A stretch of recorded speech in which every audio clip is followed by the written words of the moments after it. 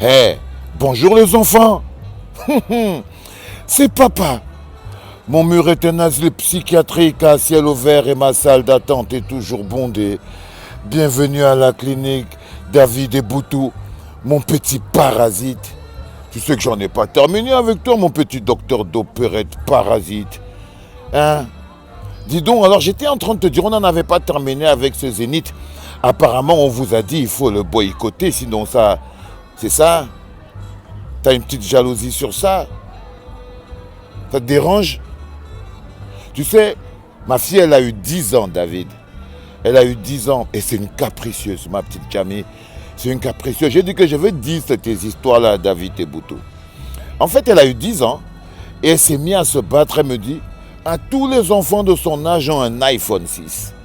Et que là où elle est là, elle ne peut pas retourner à l'école sans ce iPhone 6.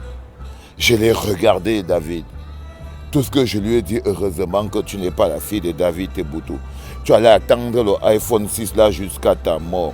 Peut-être que c'est sur le trottoir que tu allais chercher ça.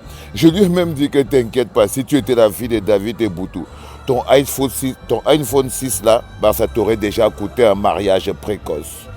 Logiquement. Et je voulais attirer ton attention sur quelque chose, David et Boutou. T'inquiète pas, le chef des talibans, c'est moi.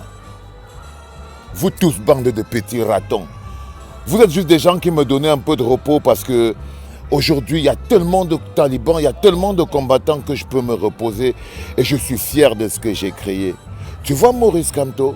Ah non, je ne travaille pas pour lui, c'est lui qui travaille pour moi. C'est lui qui est notre otage.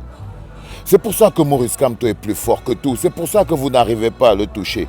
Parce que vous vous trompez sur le diagnostic, David. Pourtant, tu es docteur.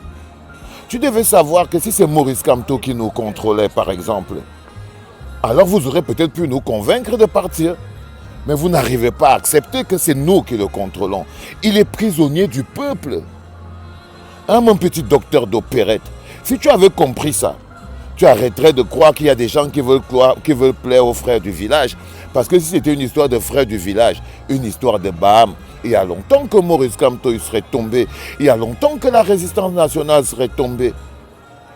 Logiquement, tu ne t'imagines pas quand même que si c'était seulement de la force de Maurice Kamto lui-même, il y a longtemps que des petits ratons, toi et toute ton équipe, vous aurez réussi à le salir.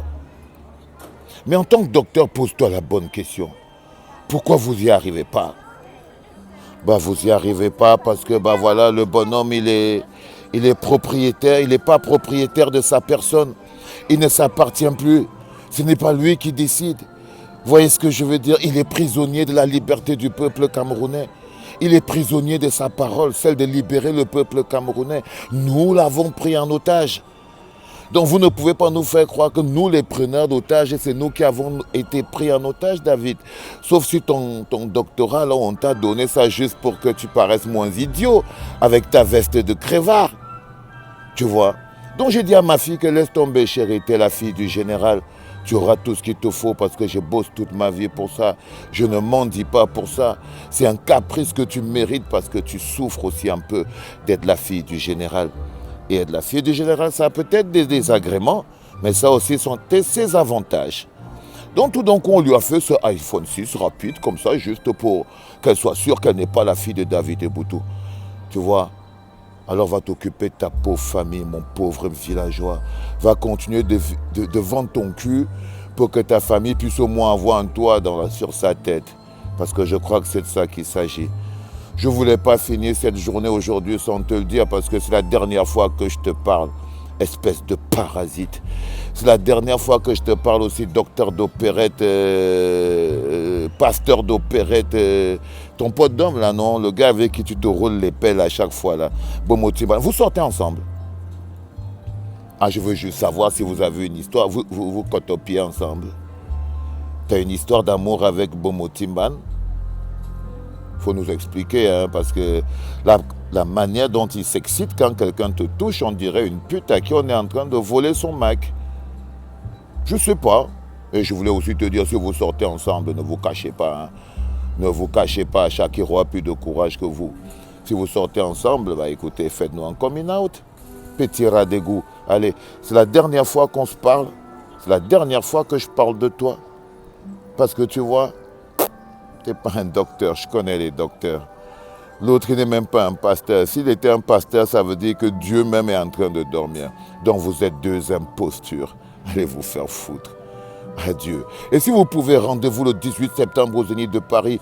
Venez prendre votre macabo parce que vous voyez, nous dehors, on va vous faire voir des voirâtres. C'était papa.